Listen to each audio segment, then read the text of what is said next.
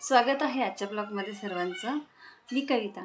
तर आजची एक गुड न्यूज आहे। ती गुड न्यूज म्हणजे स्मिता सातपुते हे माघारी आलेले आहे। तर काही कारणास्तव ती कुटुंबापासून लांब होती आणि त्यांचा एकच मुलगा तो एकटा राहत होता। मुंबई या ठिकाणी एवढ्या मोठ्या शहरात एकट्यानं राहायचं खरंच सोपं नाही आहे।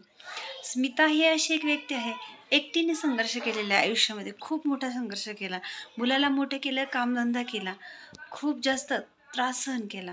एवढं करून प्रसिद्धी मिळाली, भरपूर सारा पैसा मिळाला, पण काही कारणास्तव तिला घरातून बाहेर जावं लागलं। त्यानंतरचा संघर्ष जो आहे तो एकट्या मुलानं केला। पण काल अचानकच बातमी कळली, स्मिता आली। खरंच देवाचे धन्यवाद, इतकं भारी वाटलं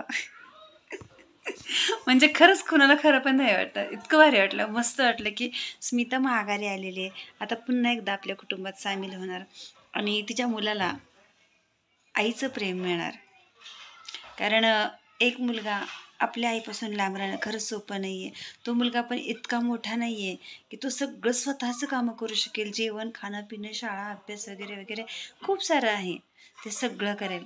आणि परत देवाचे धन्यवाद की स्मिताला परत लवकर घरी आणलं, म्हणजे लवकर नाहीच, खूप सारा संघर्ष तर करावा लागला आणि खूप वेळ पण गेला, पण बरं वाटलं, काही का होईना खूप मोठं काही घडण्या अगोदर लवकर पाठवलं देवाने तिला। तर थँक्यू गॉड। आणि स्मिताबद्दल बोलायचं म्हटलं तर स्मिता खरंच चांगली मुलगी आहे, कष्टाळू आहे, त्रास सहन करते, आयुष्यात संघर्ष करते, एवढं सगळं करून इथपर्यंत तिनं प्रवास केला आणि कुठेतरी चांगलं व्हायच्या वेळेस नेमकं तिचं असं झालं होतं।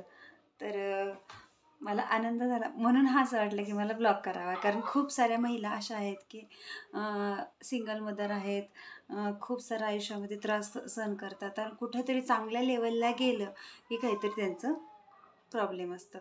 कुणाला म्हणजे खूप डेंजर आजार होणं, तर मुलांच्या शिक्षणासाठी काही प्रॉब्लेम होणं, आणि सिंगल मदर म्हणून त्यांनी पहिल्यापासून मुलांच्या शिक्षणासाठी खूप सगळं सहन करून तिथपर्यंत पोचले की चांगलं काय व्हायचं झालं की प्रॉब्लेम क्रिएट होतं। तसं स्मिताचं पण झालं होतं की चला मुलगा मोठा तिनं केला, मुलगा छान दिसतो तिचा, छान शिक्षण घेतोय, आणि आता थोडंसं कुठं चांगलं व्हायला लागलं की काय झालं प्रॉब्लेम, ते घरापासून तिला दूर राहावं लागलं होतं। बरं चला, आता एकदाच ते घरी आले तरी, आणि तिचं चॅनल सगळ्यांनी बघा, माझ्या चॅनलला सर्वांनी खूप सारं प्रेम द्या आणि आत्तापर्यंत दिलेलंच आहे, त्यासाठी खूप थँक्यू। आणि माझं चॅनल पण अजून नवीनच आहे, तर त्याला पुन्हा एकदा भरपूर सपोर्ट द्या, भरपूर प्रेम द्या, खूप सारे सर्वांचे थँक्यू।